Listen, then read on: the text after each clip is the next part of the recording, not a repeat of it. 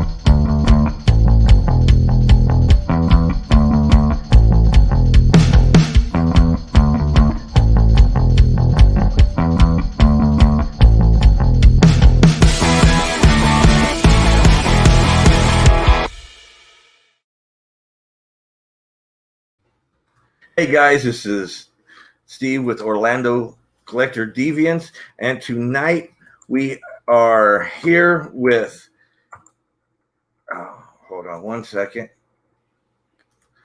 Alfred, the man, the myth, the palindrome Paige, because some people know him as Alfred Paige, other people know him as Paige Alfred.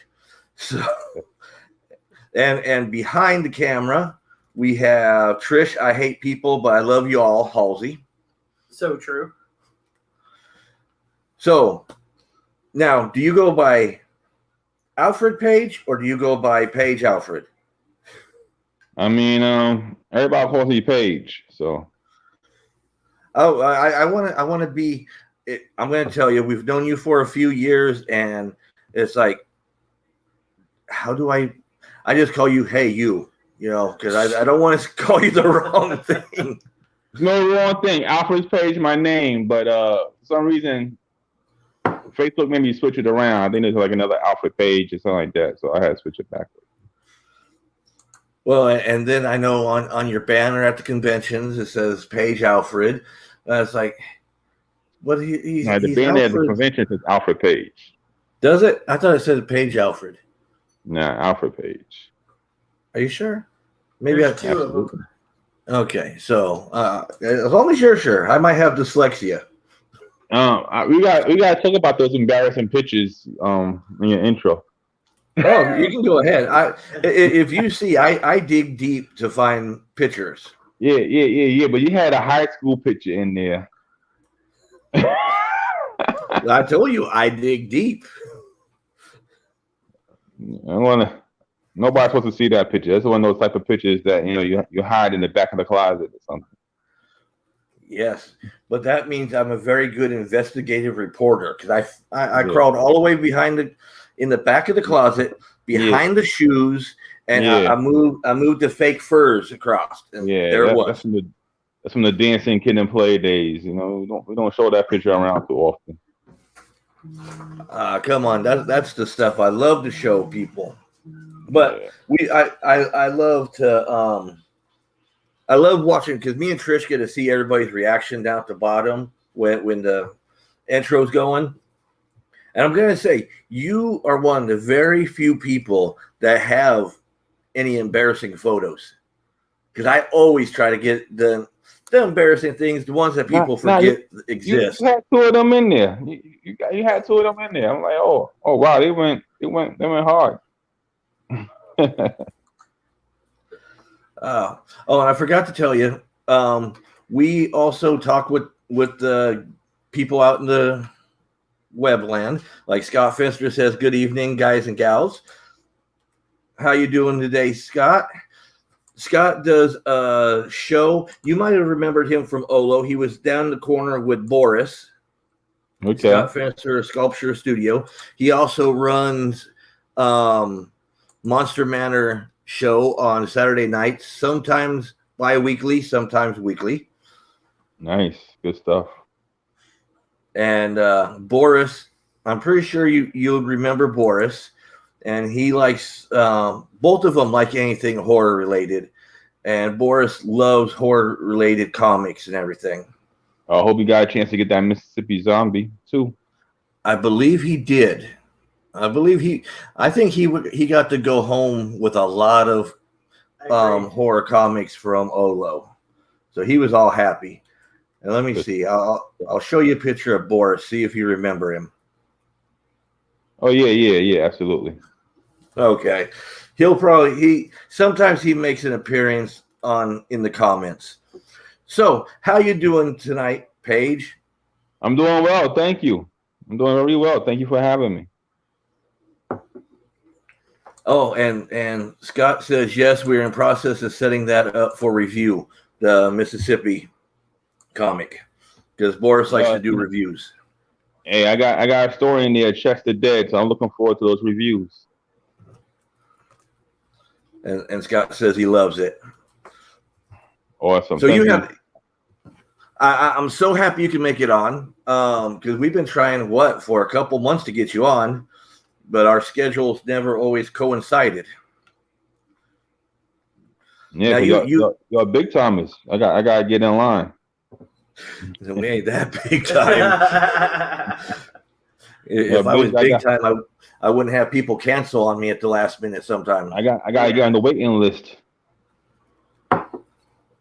Hey, but you should be happy because the waiting list is now to August. So you made it. Nice, good stuff. And well, you're on at this time because you have something exciting going on within the next week to 2 weeks, right? Yeah, the second issues was slated to come out this week, but I believe they would be in stores next week. Second issues of what? Chess and Blowtorch from Second Sight Publishing. So I'm really excited for that, for people to get their hands on those comic books. Now, you want to give a little synapse of what each one of those is about? Sure. Chess is if anybody that was into the 90s comic books energy with Wildcats, Cyber Force, or those type of team action comic books, Chess follows in those lines. It's under the radar strike team that takes on these personal agenda missions. A lot of action, some character development, a fun comic book to read. A lot, on characters you could get into. One of the characters out of Chess, Blowtorch, we also decided to do a solo comic book with. So we did issue 1. It had a fantastic feedback to it. So we continued with the comic book for 5 issues. So issue 2 will be coming out as well this week, as well as Chess number 2. And people are loving it, and the feedback's been great. And I personally believe Blowtorch issue 2 with the artwork by Osvaldo Montos and the lettering by O.C.D. Temifonte is one of the best chess related comic books I think I've done so far. It is absolutely amazing. So anybody get your hands on that if you can.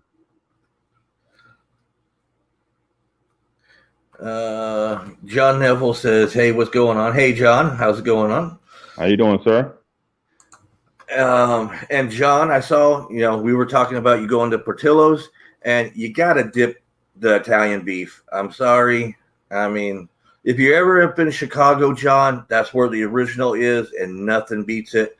And Trish is going to tell you to try the chocolate cake shake. Oh my God, that hurts my teeth just saying it. You have no idea how good that is.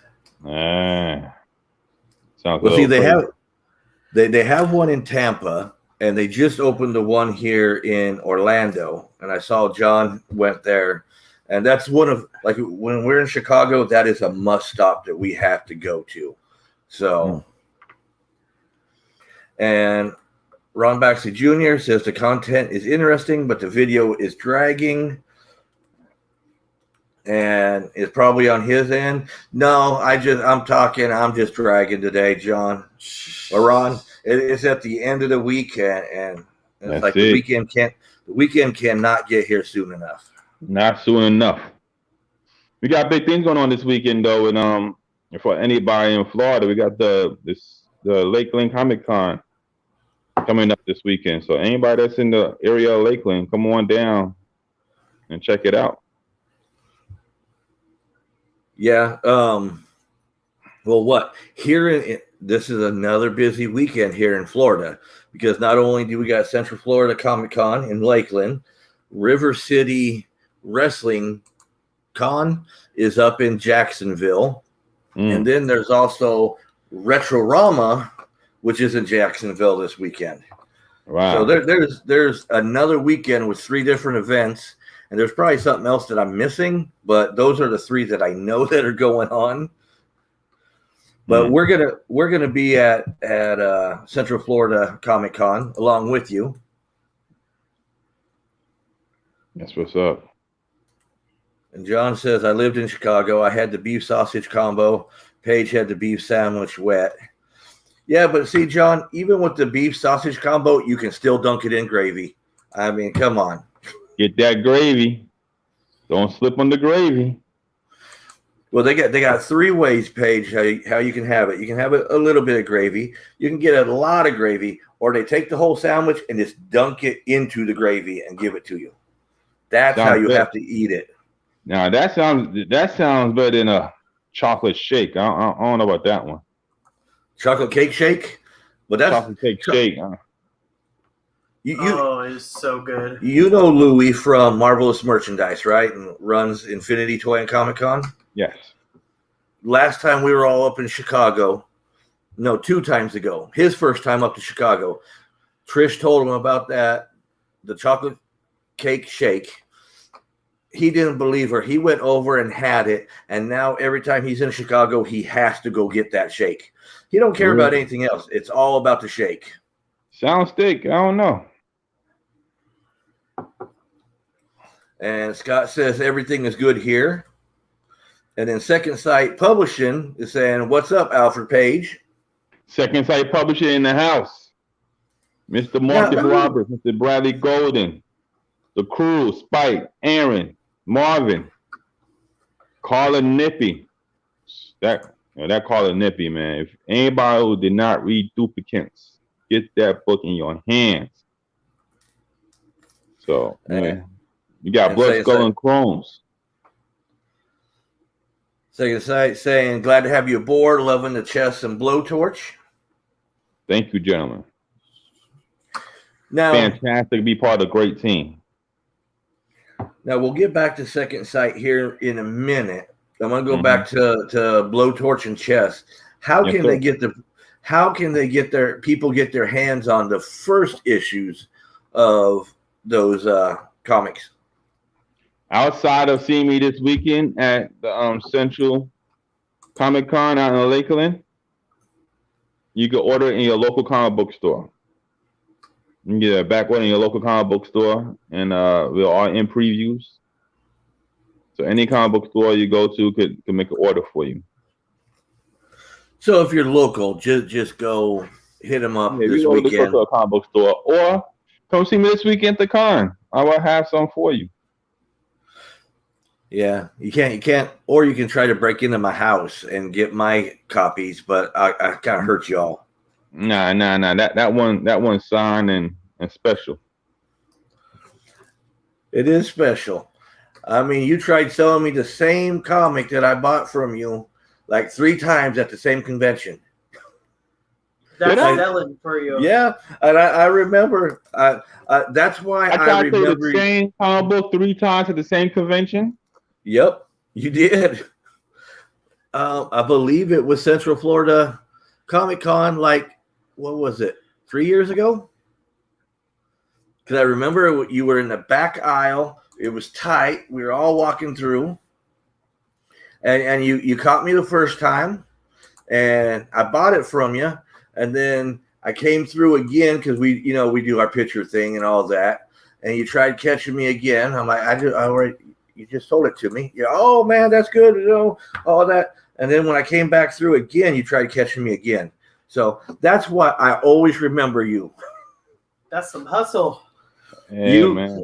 And that's what I'm saying. That's why I always use you and Marcus as an example of great independent creators, because you are out there reaching and grabbing the people to bring them into your product. And working with Marcus Roberts has been a learning experience. The man's a pro, a professional, and an instructor on how to do things correctly. So I've been gifted enough to work next to him. Well, I know you don't. Don't tell him I said that though. Oh, he's already listening. Too late. Yeah. Marcus, don't listen to what he's saying. Yeah. Don't get a big head. Yeah, don't tell him I said that. But see, I know you don't probably watch the show on a regular basis, this show. But like I said, whenever we're talking about independent creators, I always bring up you and Marcus just because you guys are hustling. You guys are out there. I go to a lot of these conventions. I go to the new conventions, and they got the indie people there. And one of my biggest things is if I walk by your booth, your table, you don't even look up to acknowledge me, I'm going to keep on walking. You know? Yeah, you're not going to get that walking by my table. No, because you're never behind your table. You're always out in front. Hey, check this out. Boom. I mean, like I said, I love talking to people. So, you know, I love having conversation. I love talking to people. If you give me a chance to meet you or tell you about my comic book or just talk to you in general. Not everybody got to buy a comic book, but I like the conversation. And I'm there to meet you. I want you to meet us in Second Sight Publishing and the creators we have there. And maybe at another event, you'll remember us and then you get a comic book then. So it's all about connection. See, I can actually say I knew Paige and I knew Marcus before Second Sight. I knew him back when. That's right. Yeah. The huge guy in the hallway that tells you, come look at my comic. And you say, okay. Yeah, that's Marcus. That's Marcus? Yeah, that's Marcus. I'm the quiet guy in the back. Yeah, but see, it took me, I remembered you way before I remembered Marcus. Oh, okay. No offense, Marcus. Yeah, no offense, Marcus. Because like I said, the two of you all are two of our favorite creators. And I always have to make sure we see you guys. Because like what we were talking about at Suncoast Comic Con, you were there just visiting, but you were still selling. You were helping Marcus out. You were hustling for Marcus, even though that was a special day for you.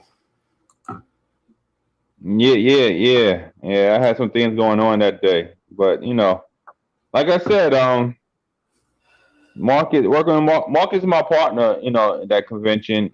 He's an inspiration and getting things done and how to talk to people. And it's an honor to be working next to him. Now, how did you?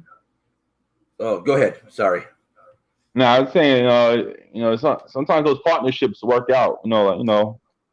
Gotta be a Batman and Robin, or Starsky and Hutch or something like that. Yeah, because don't know Batman and Robin because I can't see you in tights. That's not something. I'll give you Starsky and Hutch. All right. Laverne and Shirley or something like that. That's showing our age, man. We don't want to do that either. You remember that.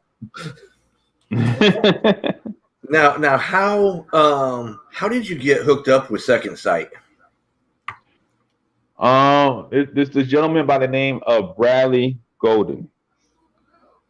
The guy is incredible. I met him way back when we had our other titles with Victoria Black and stuff like that. And the guy is just a remarkable guy. He put a plan together. He knew what he wanted to do, and I was lucky enough to be invited into that group by Mr. Golden and Mr. Roberts. And I mean, it's been a fantastic voyage working with these guys. So he put together a great company. He put together a great atmosphere for independent creators. And for anybody out there, Second Sight Publishing is the place to be. Now you guys keep recruiting and recruiting. I know another one that has a story with Second Sight or a book with Second Sight is Austin Janowski. That's the man, the movie man. Oh the yeah, celebrity. Yeah, we got some celebrities with us, man. Austin, Carla. We got some celebrities out there. We got I probably won't say his name wrong, but Ramon. We got some people on the list, on the roster. That's definitely doing big things outside of comic books. And well, we got the biggest star. We got Paige, and we got him on our show. So yeah, I'm low compared to these guys, but I look up. It's been an honor working with all of them, and every day, you can learn from somebody on the team, and that's what makes Second Sight Publishing such a great place to be at. Real quick, I'm sorry to see that you're having internet issues, Ron. It was great seeing you that last weekend at Lake Collecticon. We had fun seeing you there. And Ron says he admires creators who go to the cons and put themselves out there. I know how enjoyable yet difficult it can be to work at these events. Yeah. And it is. I mean, especially when it's like a multiple day event. Yeah, it could work on you, but like I said, you walking every day positive and ready to have some fun. And the conversations keep the day going. That's why, like you said, when you if you're a person that goes to a con and you don't interact, people that's walking by, it'll make it a long day. My thing is, if you're an independent creator and you want to get your book out, you gotta hustle. You gotta like at least look like you're enjoying what you do. Yeah, well, you should enjoy people reading a comic book and meeting new people and stuff like that. I've been fortunate enough now to have repeat customers. That coming to con looking for my stuff, and that's how you get that type of following. They remember you, they know your product, and they look forward to your next product or what else can they get from you. And that's how you do it. You talk to everybody. You have a good time. You let people see the energy in you and how you feel about your product. And if you can enjoy your product, they can enjoy your product. Now, I'm going to go back to your product.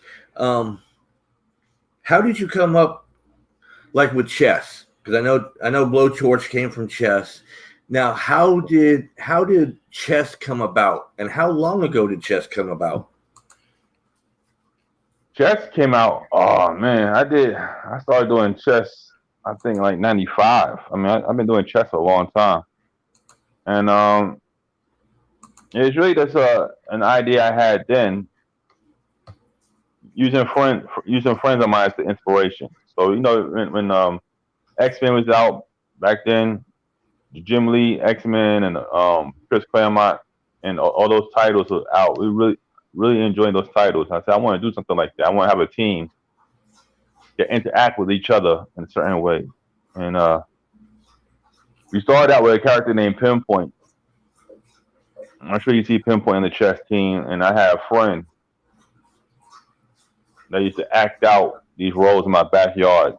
And I said, try it. That's how I started writing scripts. So he's like, hey, he's doing the backflip. This guy be flipping, rolling around my grass in the backyard. But the personality fits the character. He's an aggressive character. So it's a character that the only way to get him from fighting and getting in trouble is to get him to my backyard and make him a character in the comic book.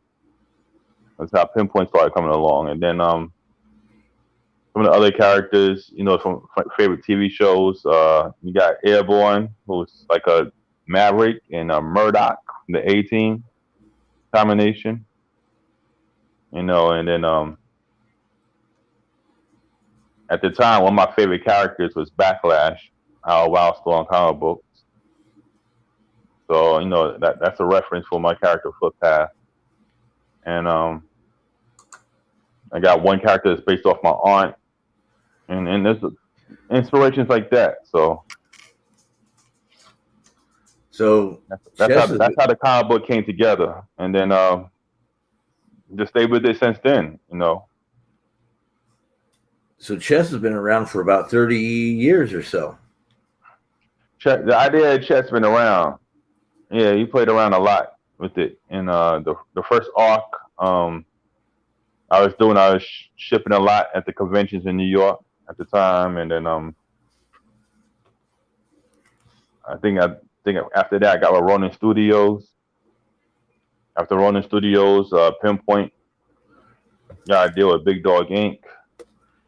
And then we was on Insane for a little while. Mark Solia, and all these different the short fuse and throughout the years it's different places, but chess itself has been around a long time.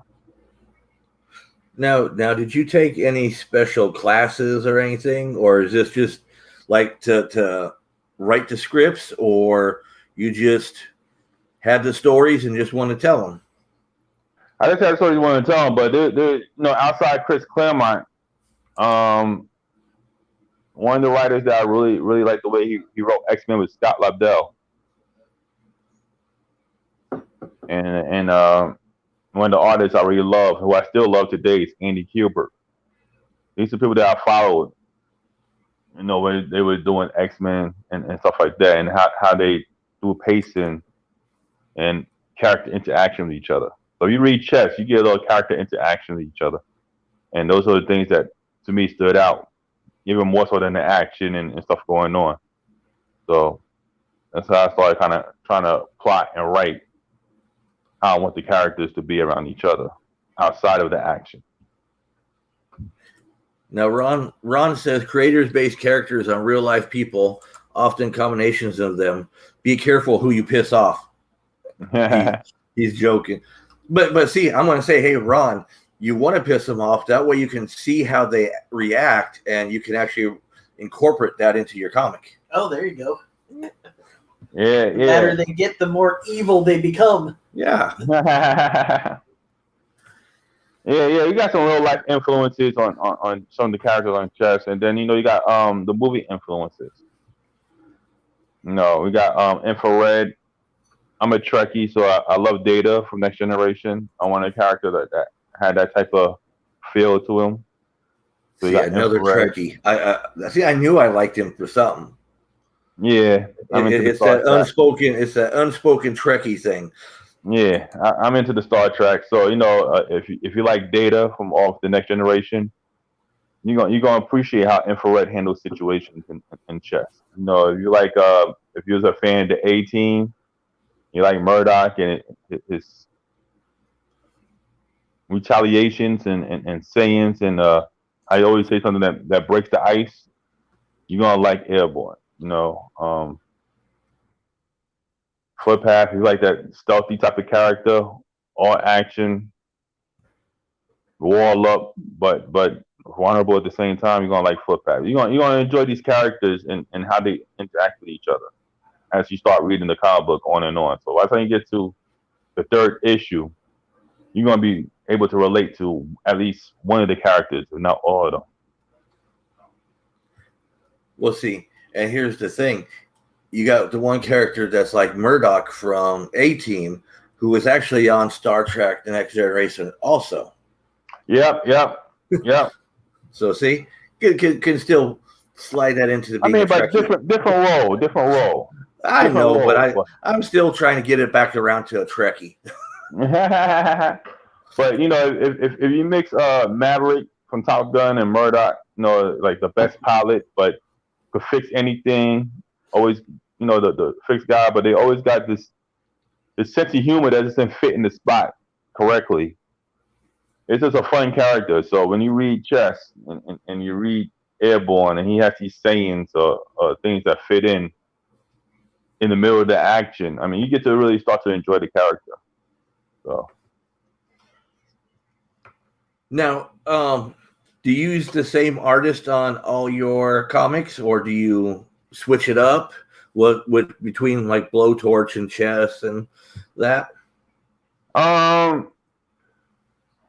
Well, the first issue of Chess was done by J.C. Fabil, but William Allen Reyes took over from the second issue all the way to the fifth issue.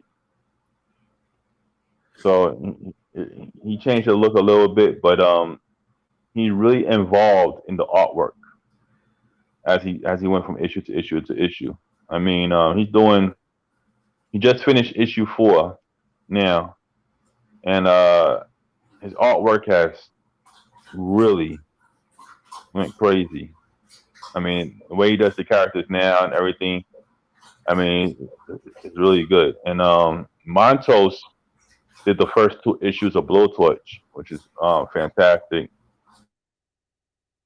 And JC Grundy took over for issue 3. Carl. Sorry, had to yell at a dog real quick. She was being noisy. Now, So, I like working with new artists. I like giving new artists a chance to play the characters. I like seeing different people looks on the characters, and it's a lot of fun like that. I like that energy. Now, are any of these artists local, or they from just around everywhere? Yeah, that's everywhere around the globe.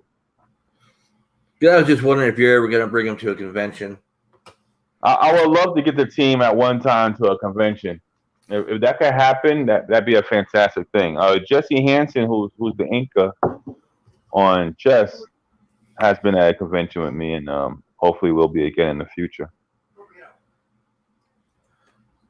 Now, talking about conventions, we got the whole world's opening back up again. Well, what's your thought about that with the convention scene? You think it's going to take off again like it was 2 years ago?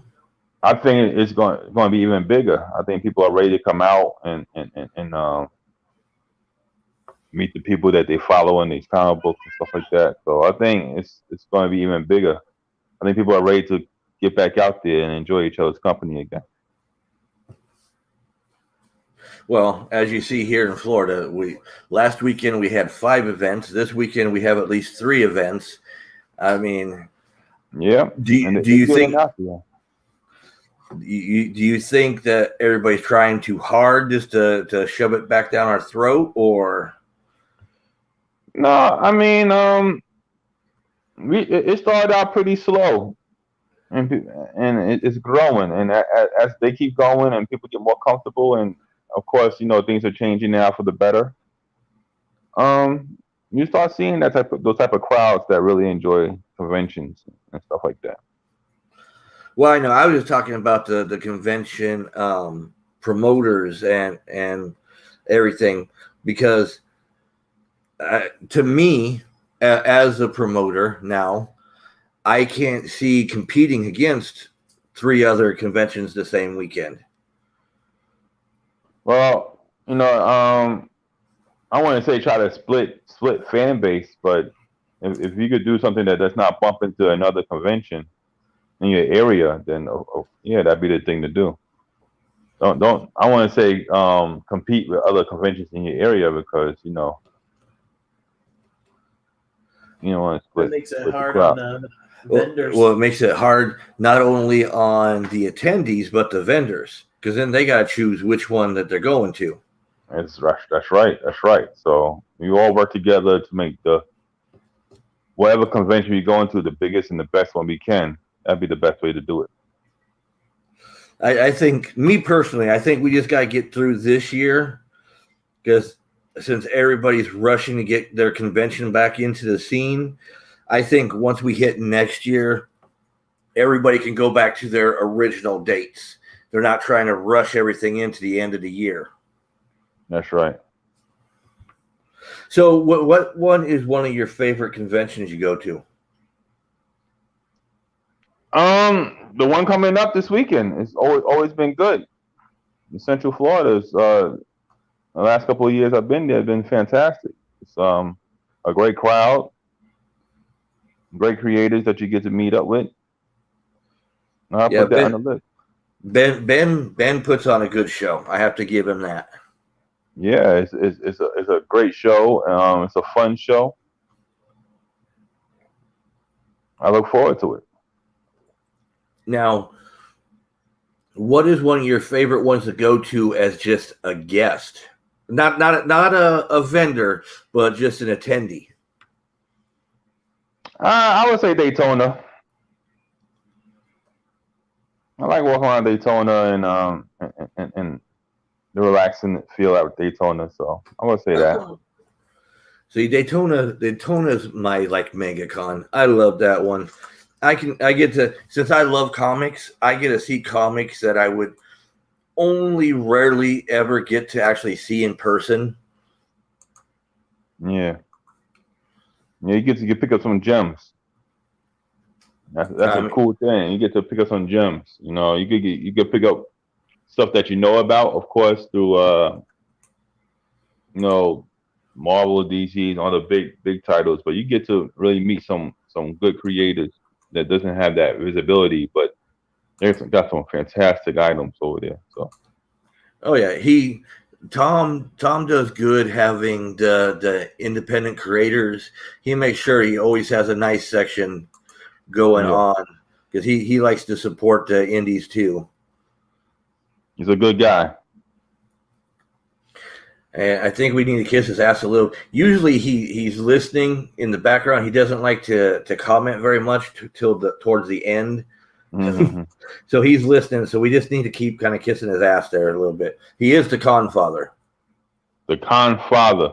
I like that one. The con father. I'm going to say that to him next time I see him now. Go for it. Father. We all call him that because he has somehow because he helps. Not only is he good with the all the vendors and the indie creators and all that, he helps everybody who's putting on a convention because he doesn't want to see a convention go bad. So he tries to lend his expertise and to help everybody. Tom would give the shirt off his back if it wasn't the only one he owned.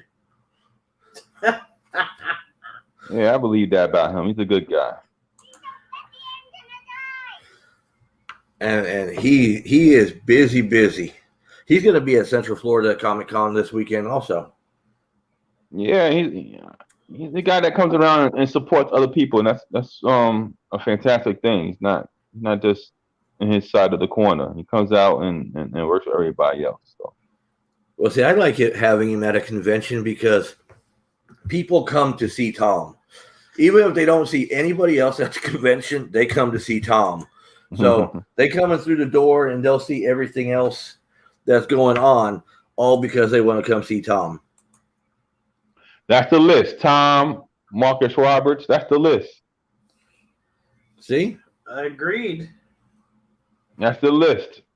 I'm lucky enough to sit next to Marcus Roberts, so I get a little. I might get the little fourth person down the line. Talk to me. No, you're the first one. See, yeah. Make no mistake. They come for the Barry White of comics. That's a good one. I like that. That's who they come for. If Tom's the con father, Marcus is the Barry White of comic books. What would you consider yourself? Me? Yeah. Lower than totem pole. No, man. You gotta be up there. You can't. Come on, you gotta talk yourself up a little bit. I can't keep talking you up all this time. I go with what Trish says. I'm the chocolate cake shake of the comic book world. Oh, so see, everybody loves you. See, there you go. That's a perfect thing to be. Yeah, the chocolate cake shake of the comic book chunky. World. A little See, live chunky. No, you skinny compared to me. So, yeah, I don't know about that, fella. That belly is going. I'm there. I can tell you. I don't even eat the chocolate cake shake, but it looks like I've had a few dozen. Yeah, I could think about. All I do is think about it, and boom, it's over. Oh, welcome to my group. To our world. Yeah. But once you hear that, hello, how you doing? Yeah, that's all it takes, Mr. Robert. Once he, hey, can I talk to you for a minute? That's it. It's all over. He soothes you into buying a book. What? Well, see, Like a love song. Like a love song when you walk by him. Hey, how you doing? I gotta bring that up this weekend to him, Right? because I'm going to be doing little interviews this weekend. I'll just have him, give me a ballot. Hey, how you doing? Let me come tell you about my comic book. Come here, pretty lady. I mean that guy, man. That guy's a 97 LP, walking LP right there. So, tell us a little bit about yourself besides the fascination you have with Marcus. That's a guy that I just love the comic book world. I love the imagination behind it. I love the freedom and stories. I love watching these other indie creators and their projects. I mean, it's just a fantastic circle that goes on. You could be a fan and part of it. Just to throw some names out there: Brian Lambert, Tony Cattell, Lawrence King. I mean, you got so many creators that you could look around and find these inspirations, and it makes a fun circle around. I started out years ago with Marvin Wayne, the creator of The Edge, and back in when we started at Ronin Studios, and we said to each other then, one day we're going to be in the studio together selling comic books, and that happened thanks to Mr. Golden. So as long as you keep yourself around this circle of these fantastic creators and inspirations, it's a fun thing, and that's what I like to do. Get away from work and get away from the things that's going on in the world, and create your own storylines and stuff like that. It's a fantastic feeling. Oh yeah, because the real world sucks. Oh yeah. we all do the convention world because the real world sucks. Oh yeah. You get away from a minute, Now, who is your biggest idol?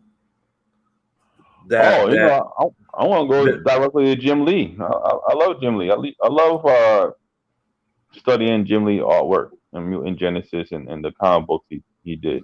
I love the characters he came up with, and how he paced his action, panel to panel sequences. So yeah, Jim Lee. And then I'm a big fan of Brett Booth. I followed him with his Kindred comic books and stuff like that. And Andy Kubert, like I said, Andy Kubert's top of the list. So now, have you ever had a chance to talk with any of these guys? I did have a chance to talk to Jim Lee early, and at a convention in New York, and show him Chest In. And I was really trying to sell it to him. Really trying to sell it to him hard. I was going hard. And at the time he had a comic book coming out called Stormwatch Team Achilles, which is in the same realm as chess. So he's like, no, I already got Stormwatch Team Achilles. I was like, oh, great. Yeah, that's fantastic, Jim. No, so you're still young. You still have a chance to collaborate with him. That'd be a dream. I mean, there's a lot of people that it'd be a dream come true to collaborate with. A lot of people. I like I said, my top of my list is Andy Kubert. If I could get Andy Kubert on the cover or on anything, that'd be a dream come true. That's the man on top of the list for me. Best X-Men artist. I think that's out there. So. Now, Just a question. Have you ever tried reaching out to him to see if he would do one for you? I have not, because I'm sure that's when it comes with a pretty price tag. So I have not reached that price tag yet. You gotta be ready for that. Yes. Hey, you never. Just in case it's a yes, you gotta be ready for it. And I understand, but sometimes the answer can always surprise you. He could actually say, you know what? I really like the concept of this, man. I'll just do it for you. Just give me a percentage of what it comes out or something like that, you know? I'd be excited if Andy Kubert even heard of chess or blowtorch. Hey, they never hear about anything till you tell them. You know, hopefully one day I meet him. I mean, hopefully one day that I get to meet him. I mean, I met Jim Lee, I met Jay Lee, I met Billy Tushy, I met artists from time to time, and Myrick Michaels. I met all these guys down the line, and everybody's been great. Everybody's been great. So it's always been a good meeting.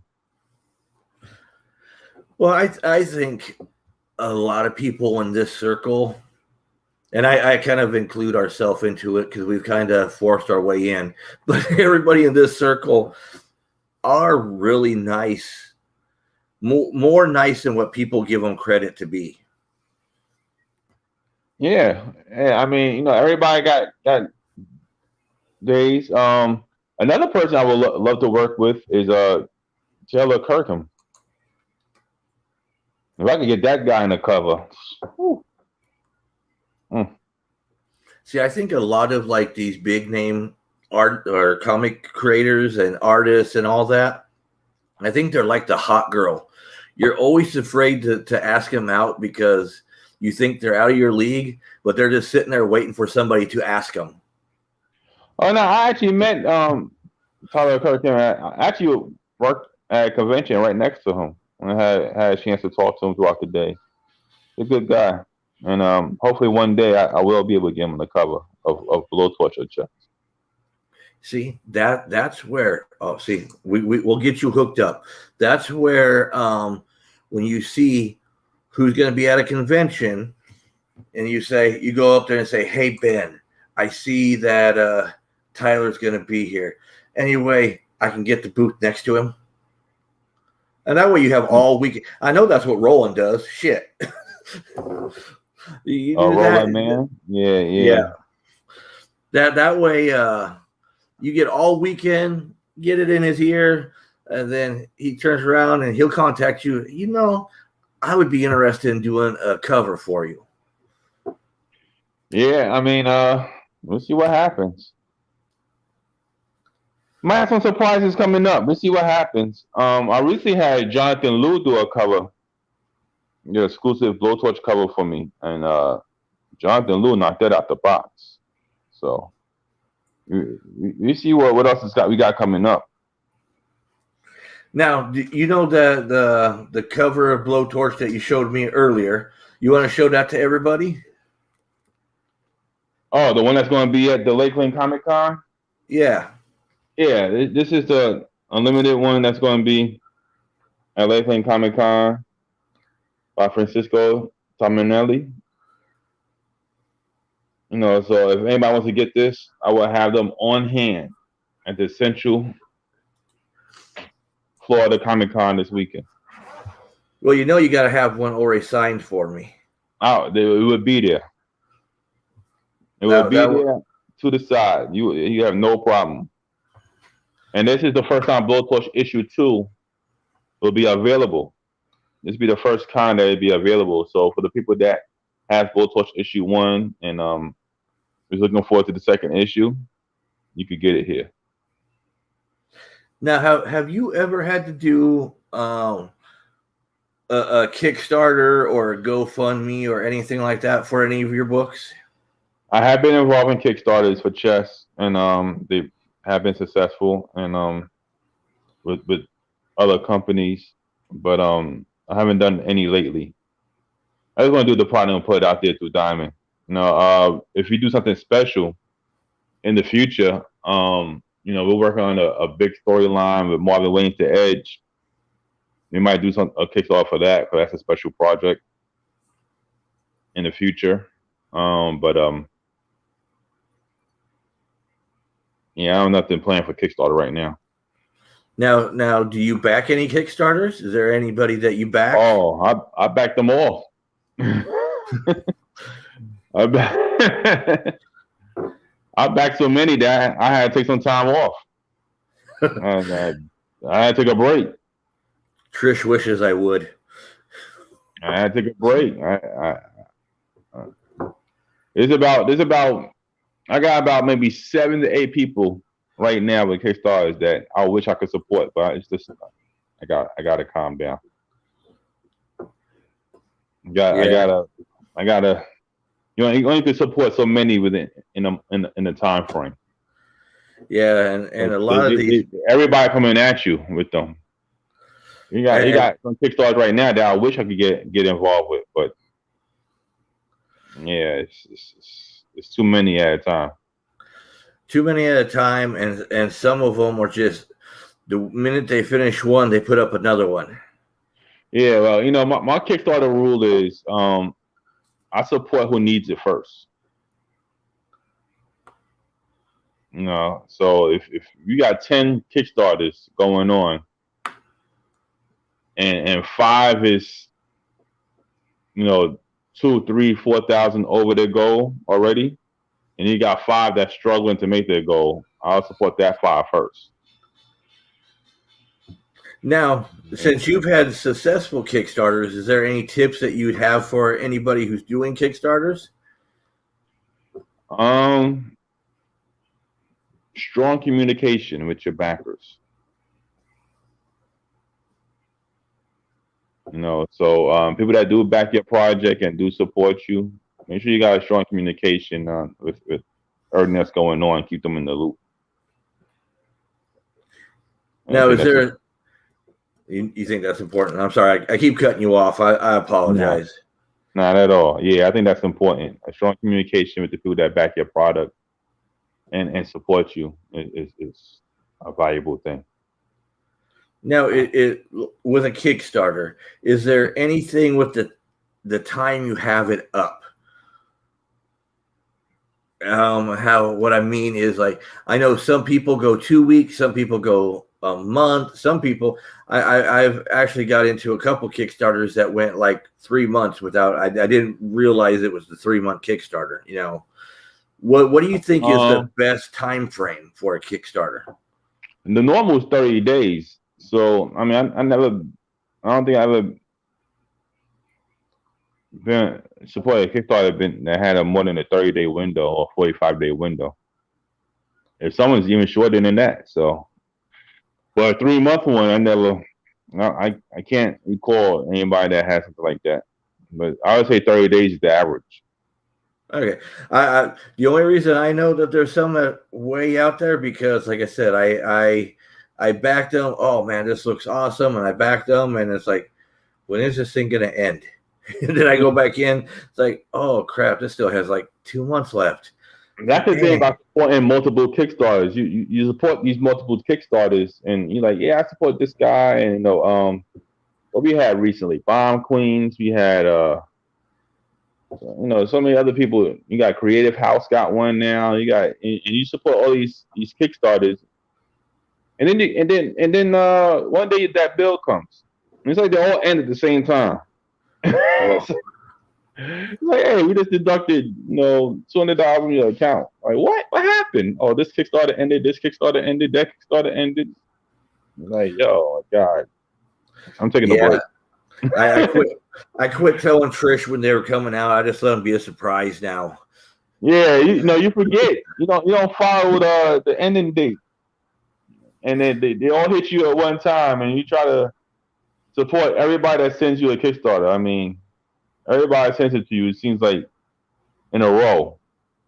Chris hit you one. Hey, support my Kickstarter. All right, I support it. Mike send you one. Kevin sends you one. this person sends you one, that person sends you one. By the time you get to the ninth one, you're like, whoa, all right, hold on. So, I try to be one of those that supports all the friends and everything, but there's a couple that it's like, I support you and everything. I'm not a big fan of your comic, but I still like to support you as a friend, mm-hmm.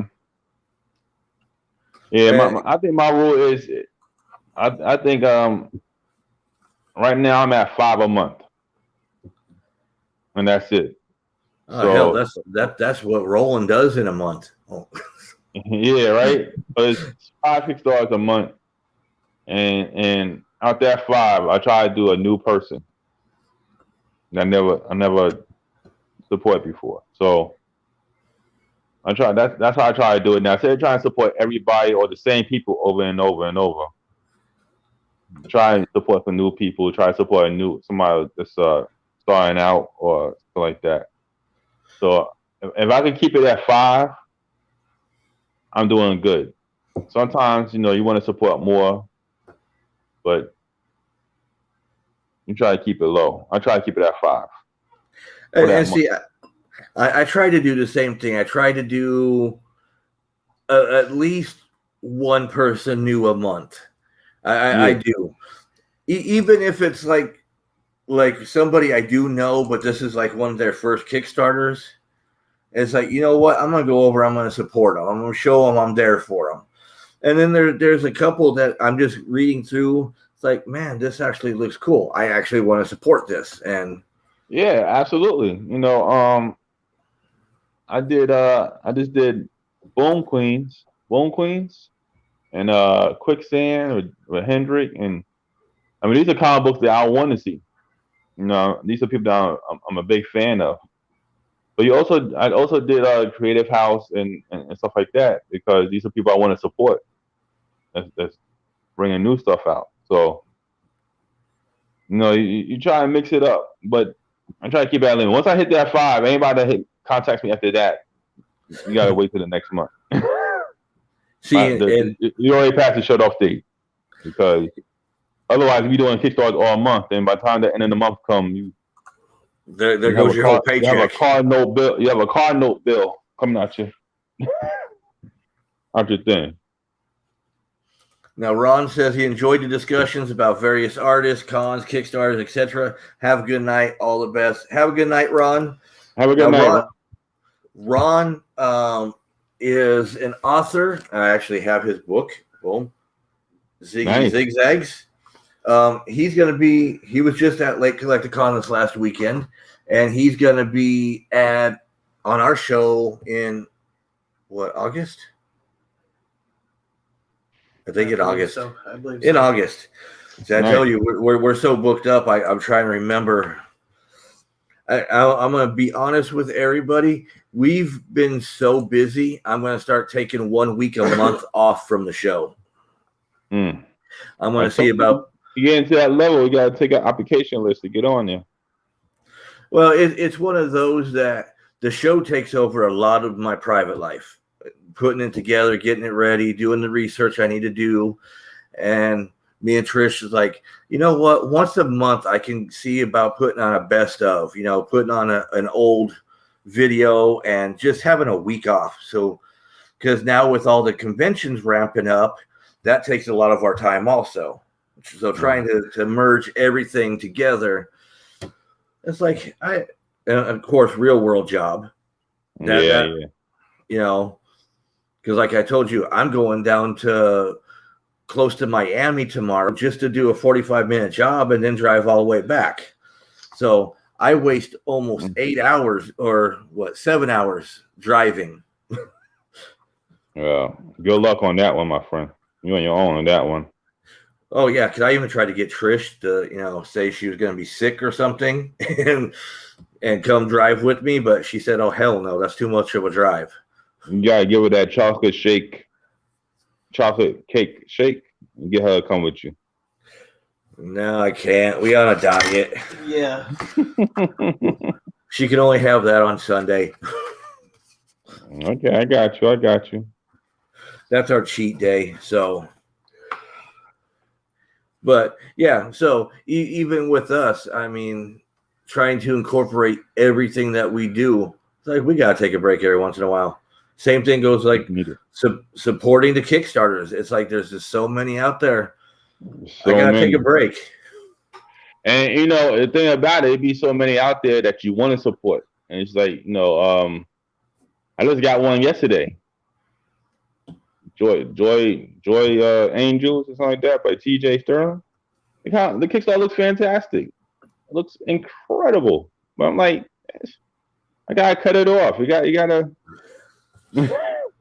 I'm already like too many in for the month. So you gotta stick to that rule.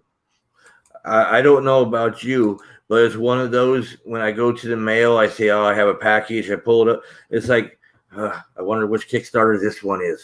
Yeah, you know, it's funny we get these Kickstarters that you forgot to support. Exactly. And then I get a Kickstarter, you're like, damn, I don't remember supporting this. You know, I got one Kickstarter that I supported almost a year ago that I totally forget about, except for the once every 3 months when they give me an update that, oh, it's almost done. It's like, oh crap, I forgot that this thing even existed. You took my money a year ago, but I still haven't got the product. Yeah, it's crazy. And you come home, you got these Kickstarters. Like, damn, how long ago did I support this? But you know something, that's great because I really enjoy those comic books, and it's a good surprise. You know, and I always try to shoot back out to the people. I recently got a Kickstarter from Tony Cattell, Regulators, and Cosmos 5. I mean, the Advent Comics. I mean, you know, this comic books that you really get to enjoy. I got this guy Peter, who does a comic book called Big Jack, something like that. I know you heard of that one. Yeah, but these are people that you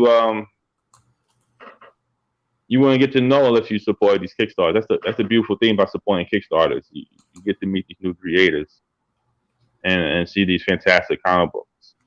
So, see, that's why I like the conventions, because I actually get to meet the creators, and I like meeting the creators. That's what Kickstarter does. Kickstarter allow you to reach out and meet new creators and stuff like that. So and see how people are enjoying the comic books. So, you know, it's one of the wonderful things about being in this independent market. Now, I know you're still indie, but how does it feel going through Diamond now? You know, that process is fantastic because now I get feedback from places around the world. Canada, you know, that's everywhere in the United States, you know, and further out. That is a wonderful feeling. You get somebody write you and they in Texas, hey, I just got Chess and I loved it.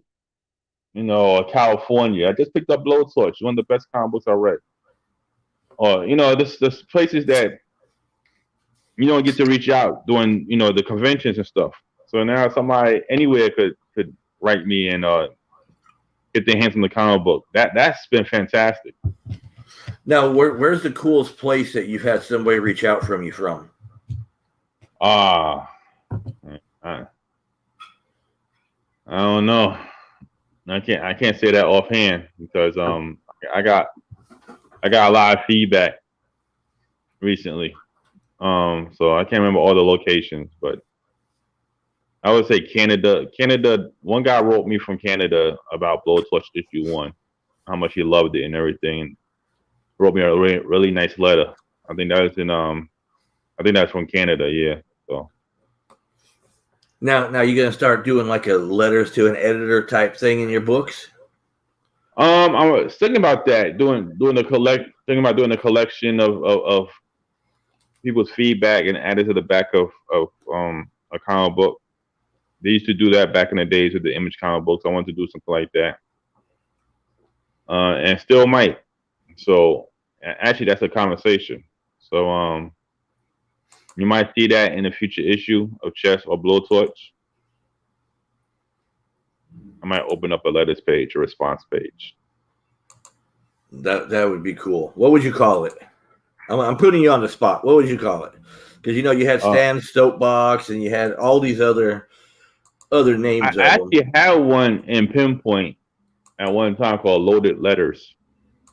So I might go back to something like that. That would be cool.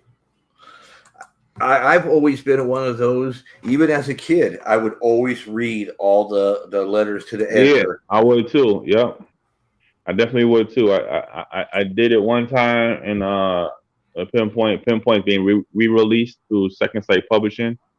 I might take a collection of all the chess letters and the blowtorch and all the feedback letters I received, and do another Loaded Letters page. I will be talking to Bradley Golden and Marcus Roberts about that. That's a good idea. That's cool. I hope it's something that gets approved and we can see it in the future. Because like I said, I know it sounds weird, but I've always been one of those guys. I like seeing everybody's reaction, good or bad. I used to read them all the time in the back of the Image comic books and hear what people are saying, and it's good to hear what other people are saying about a comic book too. So that's not a bad idea.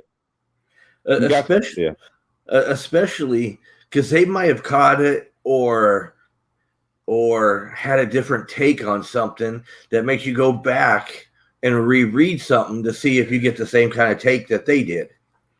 That is true. That is true. Or sometimes you can just sit there and say that they're full of it and they can just go suck an egg.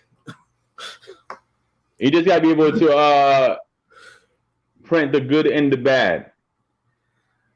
Oh yeah, no, you can't have all good or all bad. You got to have that fine line in between. You have that fine line, and sometimes somebody sending feedback is something that really makes sense. So you take that in consideration. Now, with me picking up the newest chess this weekend, one of the new things that we've been kicking around of doing is doing online reviews of the comics. Hey, that'd be fantastic. Not going to do the horror comics because that's all Boris and Scott. That's their thing. But with a lot of the Kickstarters that we get and with the indie people that we know, that idea was from Specs Thompson. Yep. An indie creator out of Georgia. We had him on the show and he brought up the thing about me, since I do back so many Kickstarters and everything, of doing an online review of them, whether it be good or bad, because I am straightforward half the time. So, hey, I would love to get some of my titles on that online review. I would love to hear what you have to say. Honest review. See, and that's the thing. Even Trish says, well, you can't be too honest. And I was like, but that's what I am. If I don't care for it, it doesn't mean it's a bad book. It just might not be something for me. I mean, well, those are two different things. So, you gotta make sure you review things that interest you in the aspect that you're giving a good review. So, and things you understand. So, Oh yeah. Well, Specs brought it up because I was backing his third book, and I was asking so many questions about the first two that he hadn't got to yet in the series of books. And he's like, you should just review it. So I told him I would. I hope you do that, and I hope if you do, I would love to get my titles on that list. Oh, I'll do your titles. I would love to hear your thoughts live and in action. I mean, I'll bribe you with that sandwich with the gravy. Get a good review. Only on a Sunday. I can only have on a Sunday. The portobello. Yeah. Portillo's. Portillo's. There it is. But, you can always bribe me with some nice rum. That's the best thing to bribe me with. Oh, man. If I give you one of those, I want the best review ever.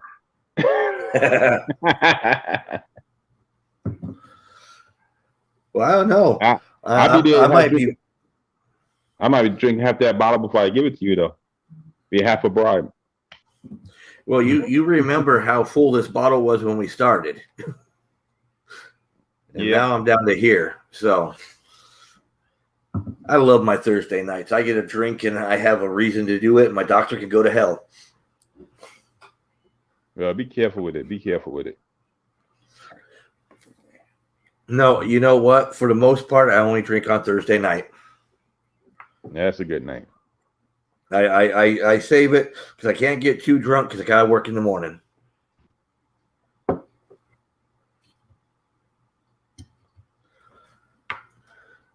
Okay, let's see. So, at the conventions, have you seen anybody cosplay as any of your characters yet? Not yet. I'm hoping that will happen. I'm actually trying to get somebody to do that. I might set that up myself. And get somebody to cosplay at one of the conventions. I mean, people are knowing the characters now. They're starting to know the characters, especially Blowtorch. So I might get a Blowtorch walking around. Now, which one of the characters is based off of you? Since you said everybody has a little bit based off of other people, which one's based off of you a little bit? I wouldn't say one's based off of me, but I like Avery Davis in the comic book. I like how he sets everything up. So I guess that would be the closest one to me because it's like when you plot and you put these ideas together and these outlines together. It's the same thing as setting up the missions anyway. So I would say Avery Davis is the closest to me. Now, have you ever cosplayed? No. Well, I think I see an opportunity. Now you got to cosplay as one of your characters. You never know what might happen in the future. See? You never know what might happen. That could be a possibility. I gotta get in a lot better shape, but you don't gotta be in shape. The thing, okay, I'm gonna say this because I used to always say I'd never cosplay, but the thing about cosplay doesn't matter what shape you in because it's about the love of the character that you're doing. It doesn't matter. Yeah. I like the way you're thinking, but I gotta get back in shape. Hey, I swore to God I was never going to cosplay. I even tried to come up with the hardest cosplay because Trish and Kelsey wanted me to cosplay, and I tried to come up with the hardest cosplay for them to create, and they created it in one night for me, just so I had to I have to cosplay. And I'm going to tell you, I actually enjoyed it. Yeah, it definitely could be something that happens in the future. Because I'm going to tell you, when you're cosplaying, you're free. You're not you anymore. You're that character. You know what I mean? Absolutely. It gives you a escape from everything. Exactly. You don't got to be O.C.D. Well, actually, that is what I was going to say. They made me O.C.D. Steve. But when I did the Punisher, that was all me. Yep. And I'm a big guy. You see me, I'm a big guy, and I'm still cosplayed as the Punisher. Yeah, but I got that steak belly. I don't know if I'm going to be doing the Punisher or anything like that soon. Steak belly, dude. You may have a steak belly. I have a keg belly. Nah, okay? I think I got you beat. I went past the 6-pack. I went past the 12-pack. I went straight to the keg. I think I got you beat. No. You may be a party ball. You ain't a keg. Gotcha. But like I said, when it comes to the cosplay, it's all about the love of the character. Nobody cares what you look like. Okay, as long as you keep your clothes on. I have to put that one in. Yeah, that's very important. That's very important because some people, I know there's the love of the character, but just keep clothes on. Yeah, sometimes it's a fine line. I understand there's a very fine line, but a couple well-placed leaves doesn't cover the rest of the body. Yeah, yeah. You see them out there. You see them. Oh yeah, and I'm happy that those people are free enough to express themselves like that. But it's like still at some point you gotta have a little decorum. See, look, I used a $3 word. Nice one. So true. So true. So, okay, now I'm gonna go left field on you here. At the conventions, what's some of the best food that you've had at a convention? Oh. See, I told you I'm gonna left field. Yeah. Every now and then you get a nice food truck outside with a good burger or something like that. That's about it. I don't eat too. I try not to eat too much because you want to stay at the table. When you see me at the convention, I barely leave the table. That's when you said Marcus. Go give me some food, sir. Yeah, Marcus be trying to. Hey, I'm hungry. Yeah.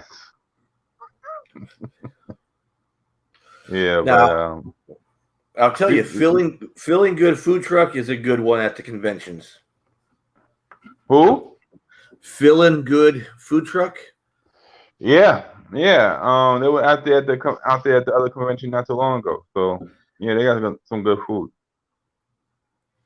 I like how they have zucchini fries, so it sounds like that you're eating something healthy, but it's not because it's still fried and coated. So yeah, but I can fool myself and say, look, I'm eating healthy. I'm having zucchini fries. Yeah, that's how they get you.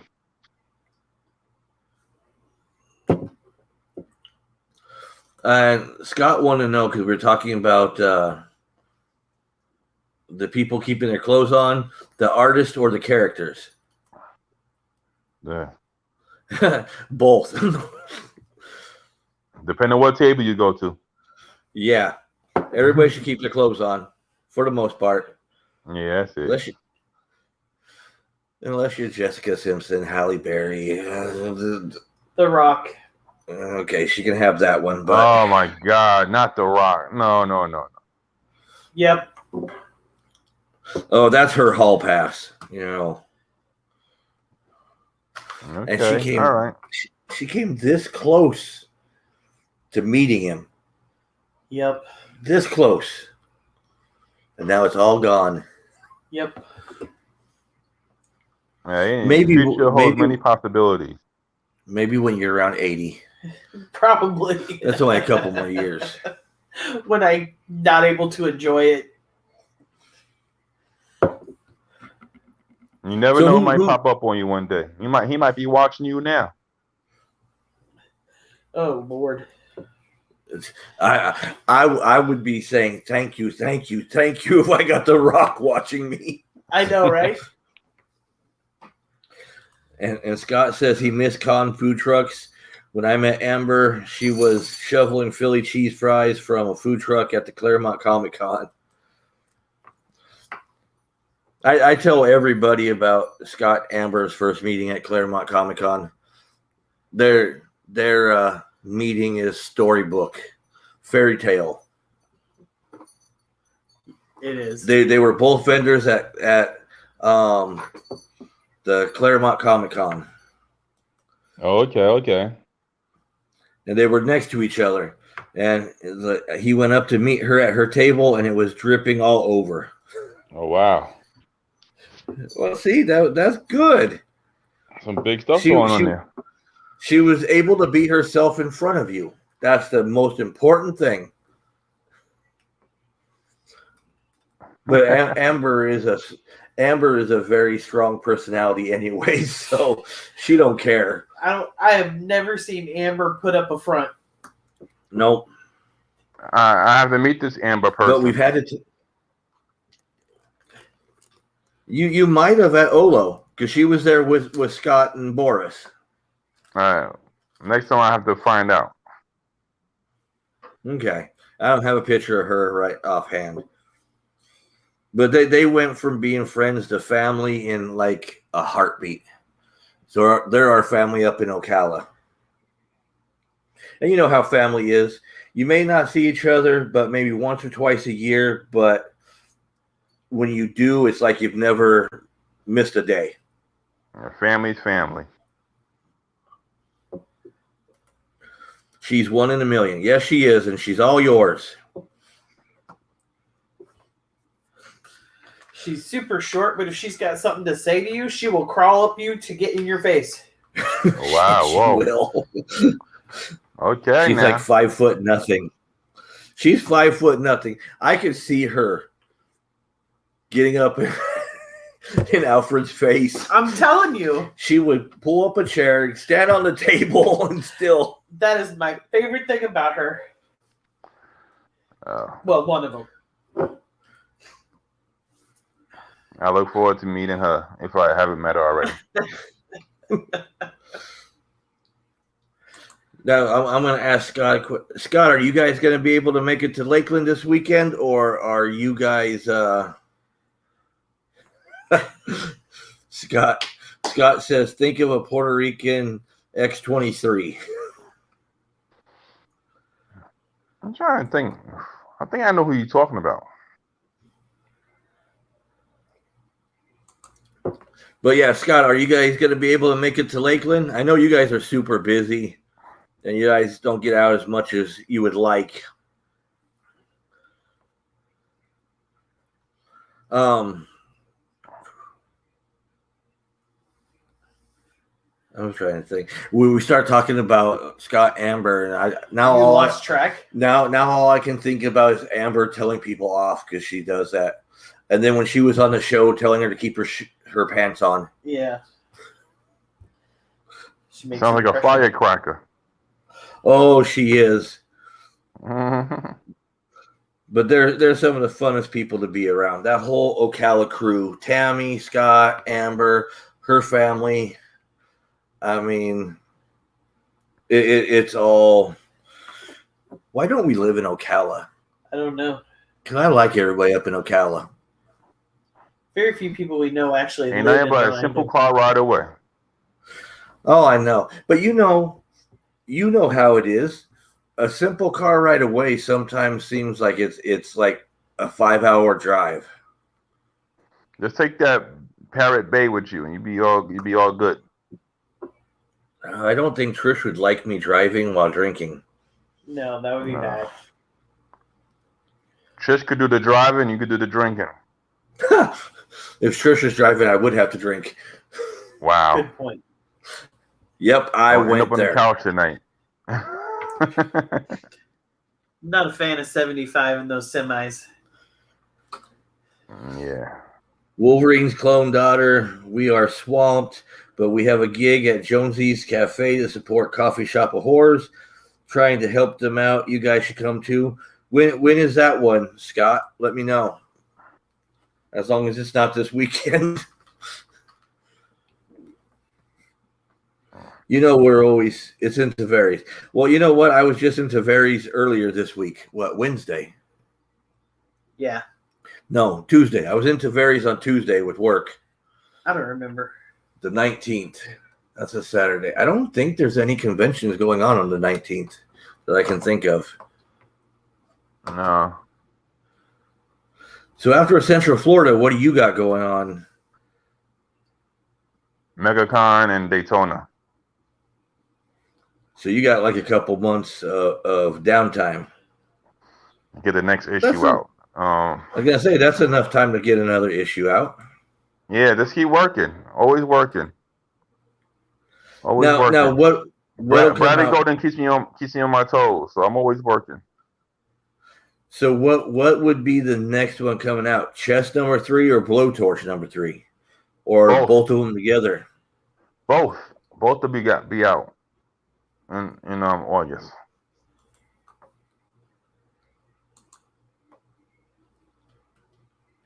Sorry, I'm trying to look real quick to see if there's anything else going on. In We got. I mean, all the titles coming out from Second Sight Publishing. It's a busy month. We got the Edge. We got Duplicate coming out. Blood Skull and Chromes. A new Lady Freedom. A new book, Galaxia. We got a lot of titles coming out. So now, we got a good month coming up. let's see. Scott says Monster Manor is going to be live on location there. Well, if Monster Manor is going to be live, I can't go live there unless I go live filming Monster Manor being live. Did anybody catch that? No. No, we're ignoring you. Everybody usually does. I kind of just go where I want to go. Now Scott says yes, you can with your family. So both your books are slated for August. You said, right? Yeah, the issue 3s are slated for August. They're in the previews right now. So anybody that's interested in Blowtorch issue 3 and Chess issue 3, they're in previews right now, along with some other fantastic Second Sight Publishing titles. So go to your local comic book store, put an order Now, in, and help and meet the family. do you have any more comics where you got like a short story in? Maybe a upcoming story in Mississippi Zombie, one of the ones that's going to be coming up. I don't know. I don't know if it's going to be the next one, but coming up soon. I'll be part of that. What book besides your own would you suggest for everybody to get? Only one. Don't. You can't give me the whole lineup of Second Sight. What's your favorite book that you would love that everybody should read at some point? Oh. See, I like putting you on the spot. Okay, so. I mean, I'm a big fan of Duplicate, so not the if you looking for somebody outside Second Sight. It can be any other thing. It could be something in Second Sight. It could be outside of Second Sight. What is the book that you would recommend everybody read? For a very interesting story, I would say get your hands on Carly Nippy's Duplicate book. For a classic superhero story, one of the best ones out there is American Dreams by Daniel Coburn. So depending on what you're into, what side of the fence you want to go to.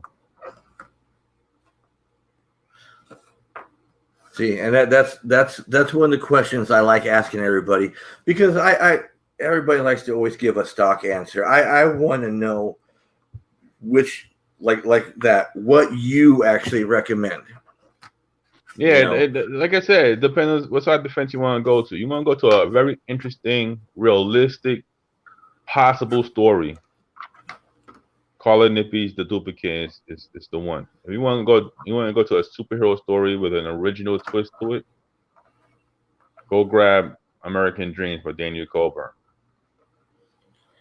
Now, if you were written into a book, which book would you want be written into? Oh, Marvin Wayne's The Edge. I want to be part of the team. See, that's cool. Put me as one of the members. Jumping around, flipping, all that stuff. Backflips, shooting, throwing darts, whatever, you name it. See, that's cool because I just want I just want to be written into a comic with my left foot showing. I don't want the whole thing because people would quit reading the story if they saw all this. But if I just had my left foot in it, people would be so interested. Yeah, put me in a nice outfit, a nice design outfit, and have me jumping some trains or something like that. That'd be fun. Tights? Know about tights. Well, you brought up the Batman Robin thing earlier, so I didn't know if you had a thing for tights. Might be a little baggy.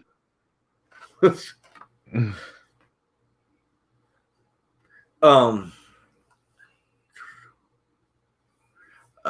God.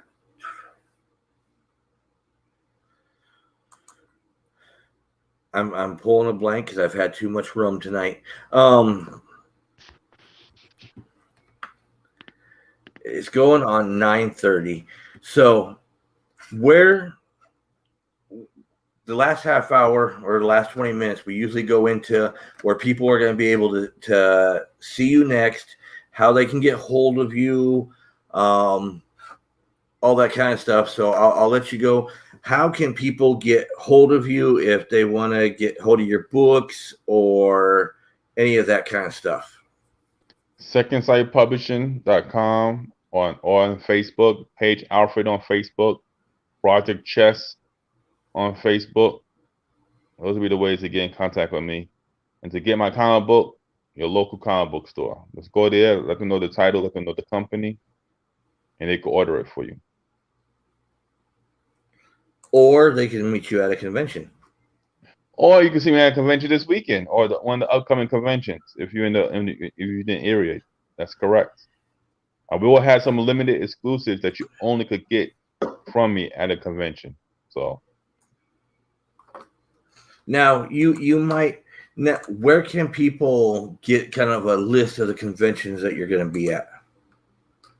Just follow me on Project Chess or on Facebook.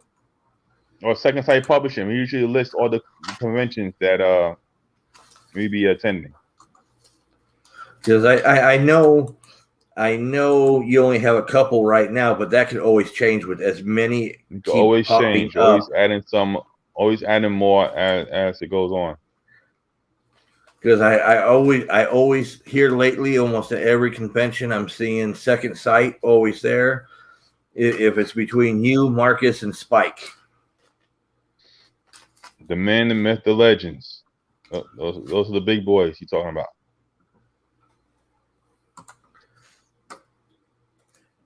Well, you're the man, the myth, the palindrome. So you're up there too.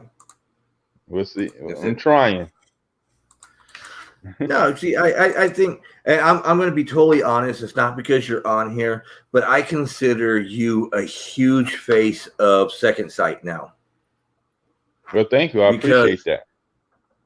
It's one of those, and I know I'm a little biased because I know you and Marcus and Spike and all that. But when I think of Second Sight, it's always you and Marcus. I know Spike's part of it. I see him at a lot of the conventions and everything.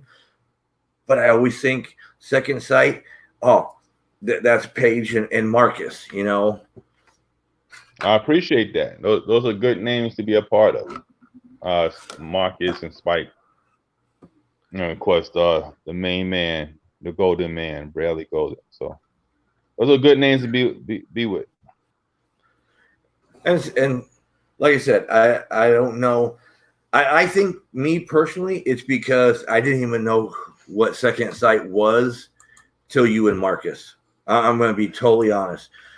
I think you guys brought Second Sight into everybody's lives out here.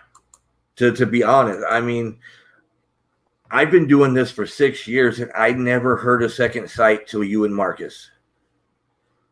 I owe that to Marcus because like I said, it was a conversation in Miami on South Beach that one day we're gonna do this, and he followed his plan to the T, and here we are. So between him and Bradley Golden, I can't express how lucky I am to be part of the team. Well, you can tell them I say you need a raise because you are one of the outstanding faces of Second Sight. I mean, I appreciate that. Because we get people, oh yeah, these guys from Second Sight. Oh yeah, that's Paige and that's Marcus. And they're like, oh, you know them? I'm like, yeah, man. Second Sight wouldn't be anything without those two. Because they put I know this is my own opinion, and this is my opinion, and nothing else but my opinion. But you and Marcus, I know you give a lot of credit to Marcus, but I give just as much credit to you. You guys are the face of Second Sight. Well, we do appreciate that on behalf of Marcus Roberts and myself. We appreciate that. We'll take that compliment with pride. Because I know you put a lot of it on Marcus, but I think you are just as important. And I think sometimes you might undervalue yourself a little bit, in my opinion, that you might undervalue yourself, but you are out there. You are one of the biggest spokespersons for Second Sight. You may have Marcus with the Barry White going on, but you got you who's so excited about what you do and who you work with and everything.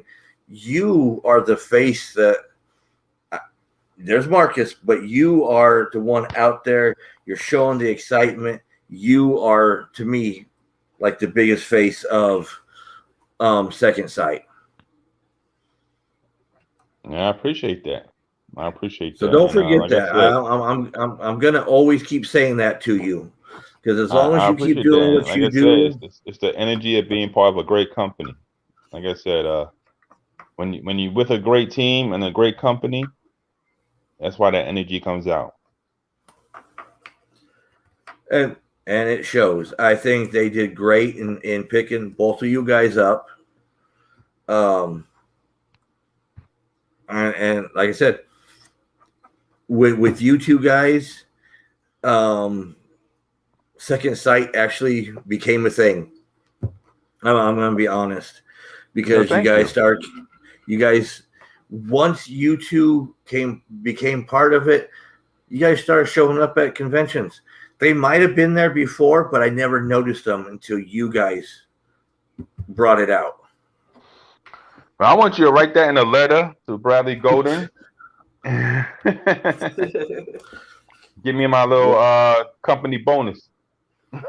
Well, we'll see. We'll tag the video over to him, because you. That's right. I don't know. You keep passing on the credit to everybody else, but like I said, to me, I mean, nobody hustles like you. I mean, I love Marcus. You know I love Marcus. But you got that hustle down, and you can show you love what you do. I mean, and I love being out there. I love being out there. I truly enjoy it. I love being out there. And you love talking about it. You love everything about it, and that shows in everything. Yeah, I love being out there. I love meeting people. I love the conversations. I love the interaction. And even like you said, even if they don't buy the book that first time around, they might come back at the next convention and say, I remember you, and I really want to pick up this book. Which has happened more than one occasion. So that's why you gotta be out there and talk to people. Like, hey, I remember you. Let me get your book now. Or I meant to get your book last time, but I want to make sure I get it this time. So that's why you gotta be out there. You can't be you can't be quiet, hiding behind your table. You gotta come out there and meet the people. Well, Scott hopes to meet you in person one day. Seem like an extremely talented, humble, and blessed man. He I is look Scott. forward to it. Just don't bring the X-23 wanted to beat me up. Amber, I am nervous now. So Trish got me a little nervous. As long as you're on her good side, she's the nicest person in the world, and she'll do anything for you. Well, I plan on staying on the nice side. And if somebody does something wrong to you, she'll climb up their face and yell at them for you. Oh, okay. If I get on my side, but we doing good.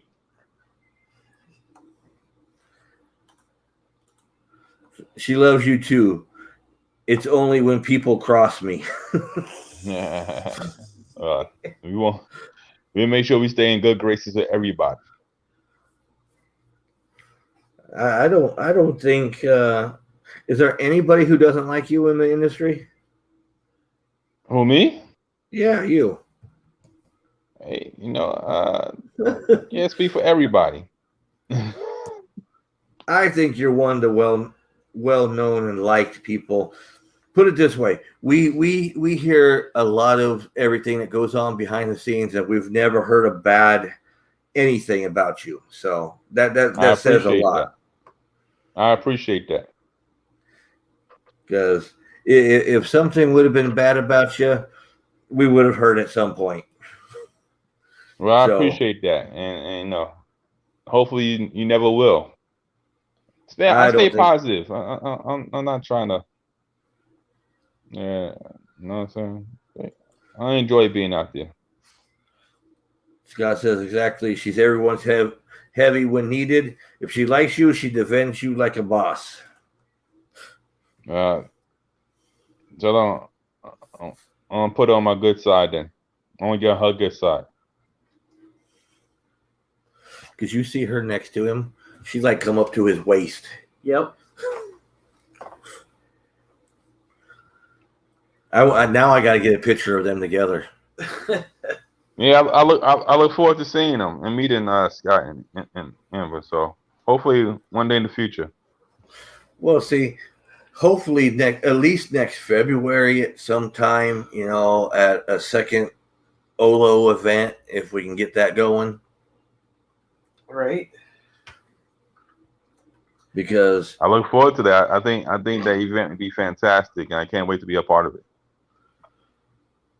Well, I'm glad you guys were a part of the first one. That meant a lot that you guys could be part of it. Wouldn't miss it for the world. Okay, so it's going on 10:50. Once again, you want to tell them about where you'll be this weekend? I will be at the Central Florida Comic Con with Marcus Roberts, and we will have some new issues of Chess and Blowtorch. Some exclusive covers. Come on down, say hello. I look forward to meeting you. And that's at the RP Funding Center in Lakeland for everybody. Yep, that is correct. Yep, at the RP Funding Center. Yep, that is correct. Do you know the ticket prices, Trish? I can get that real quick. You got to put the cat videos down so you can go look for it real quick. I was tagging there for a minute. Trish will let us know. And just giving everybody a heads up, at the RP Funding Center, you do usually have to pay for parking. So don't let that be a surprise to you when you do show up, because it's not part of the ticket price. Phone's ringing. It is. It's your future calling. Yeah. I get it. Weekend pass is $35. Okay, the weekend pass is $35. Saturday is $25. Saturday is $25. Sunday is $20. Why am I repeating it? I feel like the computer on Star Trek. I will repeat everything the computer says. VIP pass. Hey, you're not even drinking. 75. and kids 10 and under only. With an adult ticket is $5. You think I can pass for 10 and under? No. Oh, damn. Okay. So there you guys go. She gave you the prices, but like I said, that does not include parking. Parking is usually about $10, I believe, per day. And I don't think there's in and out. So if you go there, plan to stay there, when you go to leave, don't plan on coming back unless you want to pay again. Wow. Don't quote me on that, but that's usually how the RP Center operates. There's no in and out privilege. I gotcha. We've learned that the hard way about the whole pay for parking thing. But now that we know that happens at the RP Center, it's something that we expect, and I like everybody to know. And after Central Florida Comic Con, the next one really on your list is MegaCon. But you still could have something pop up because you never know. You might end up at Dragon Con or one of these other cons. Yeah, follow Second Sight Publishing and for any updates and upcoming news. There's always events being added. You never know where you might see us. And check out your local comic book store next week if you can't make it to the convention, because they might possibly have Chess 2 and Blowtorch 2. Chess 2 and Blowtorch issue 2. Now, do you know of any comic book stores for sure that's going to have them? All of them. All of them going to have them. We're going to go with all of them. But, I mean, double check with your local comic book store. Make sure you get that ordered.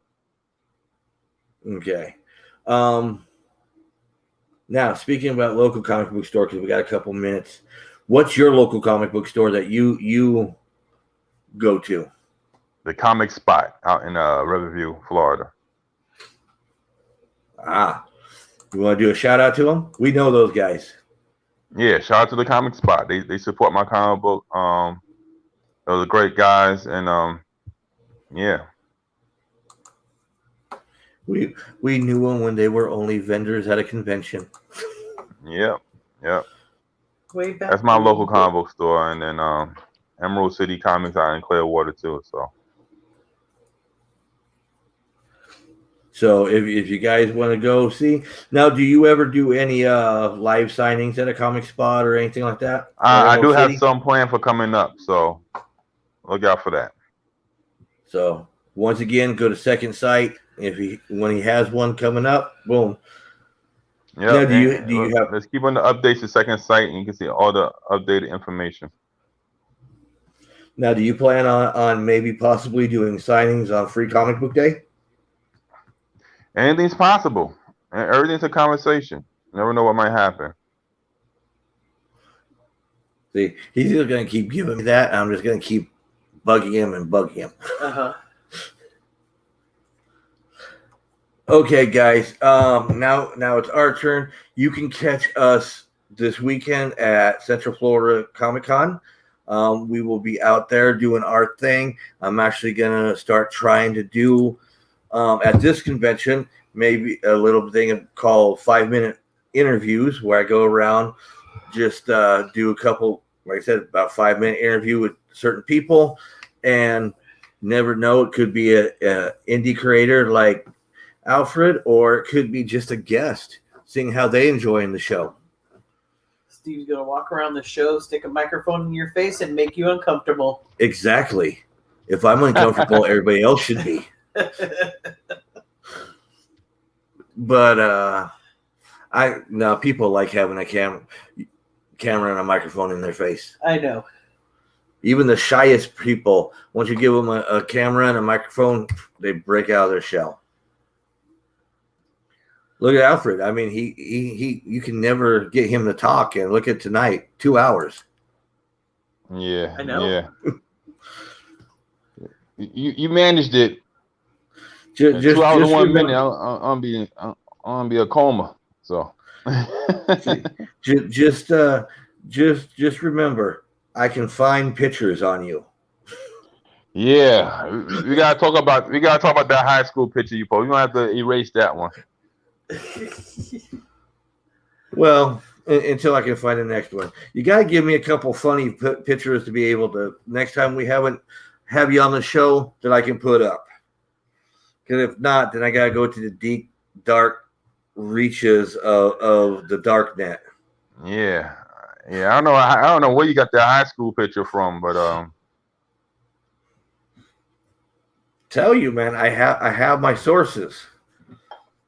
I was surprised to see that. But I saw you. I saw you 100 pounds lighter. I saw you chuckle though. Yeah, I was surprised to see it. I was like, oh wow. Okay, let's see. Next week on the show, we will have the Silverline Spotlight, and that will be the last show of this month, because if we go out and join our friends Monster Manor out at Little Shop of Horrors, that's not going to be a complete show. So, so for this month, the 17th, the Silverline Spotlight. See, we got to work out something with Second Sight to where we can do a spotlight with you guys on a regular basis. Yo, I think those guys will love it. Yeah, definitely. Let's set it up. We get Marvin, Carla, Handel, Roman, get the whole Spike, get the whole crew on here at one time. That'd be fantastic. Yeah, that way we know exactly what Silverline's doing. So that's something I'll have Trish start putting into the works. Second Sight's doing, yeah. Yeah, we could set that up. I'm sure the team would love to do that. Oh yeah. That I would love to do that. Get everybody on, get everybody talking. Yep. Now get the main man on too. Get the Bradley Golden on too. See, that would be awesome. Ask him all the hard questions, like his favorite food truck. He might have. I'm sure he will have an answer for you. Okay, guys. Not only is Central Florida Comic Con going on this weekend in Lakeland at the RP Funding Center, we also got the River City Wrestling Convention going on in Jacksonville. I don't have do you have the address of that one, Trish? I don't have that on me. And then we also on Sunday have Retrorama going on at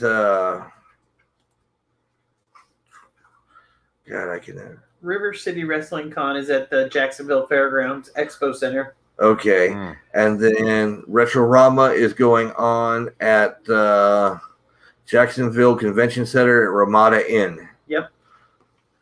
And that is what is going on this weekend.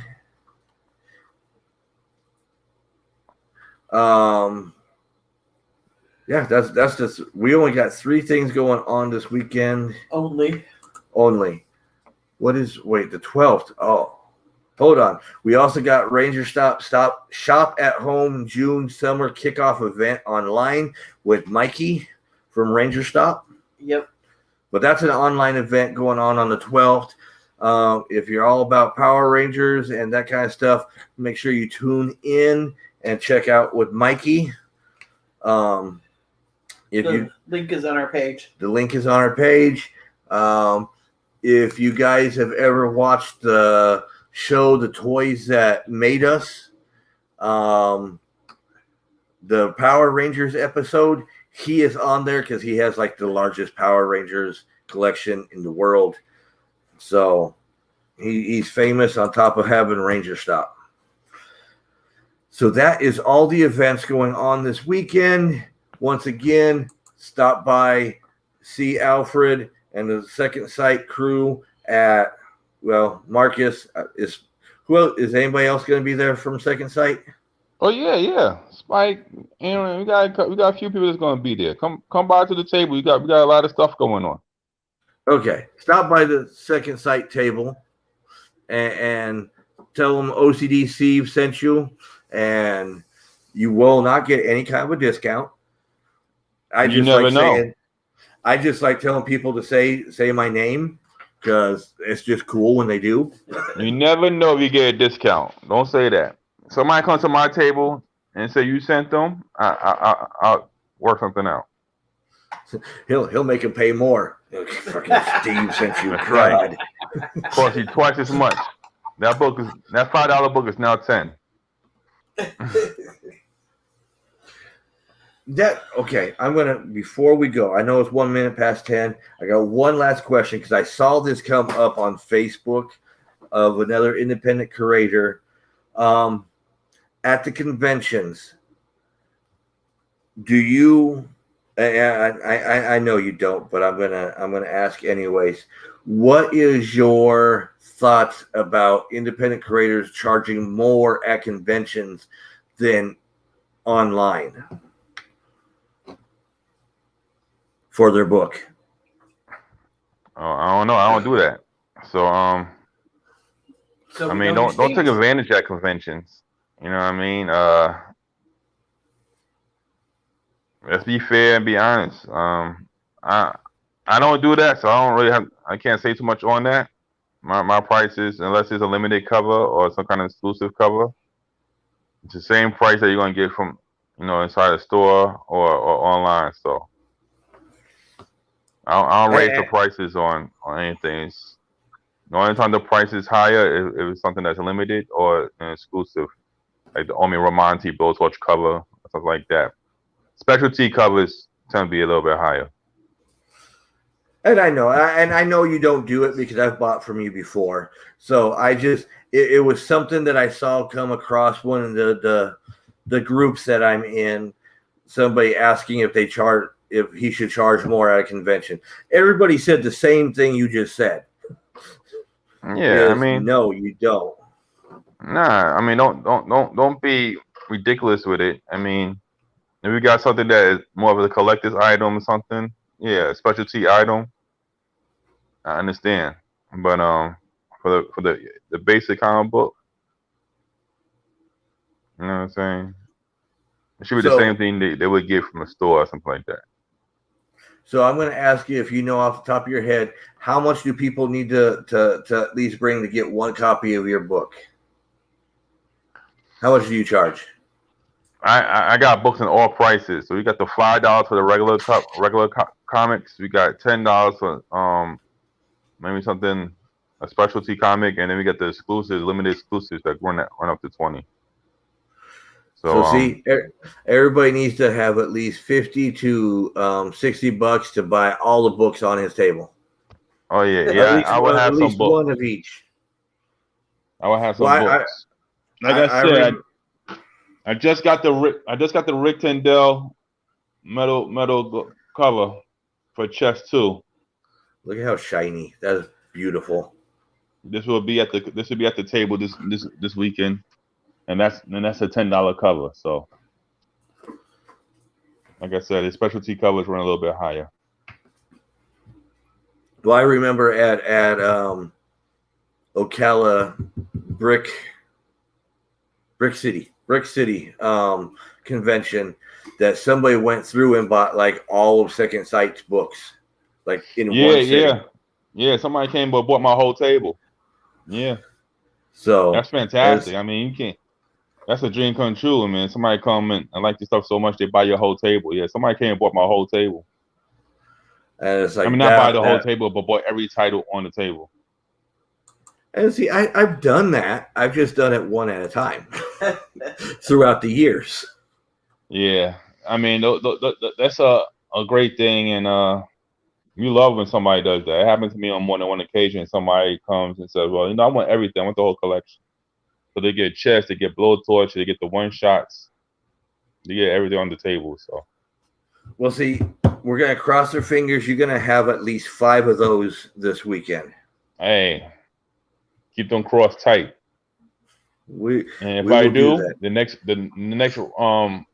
parrot bay's on me. Well, see, there you go. I'm gonna go tell everybody go do that. Okay, and with that, guys, we will see you this weekend and next week. Peace out. Bye.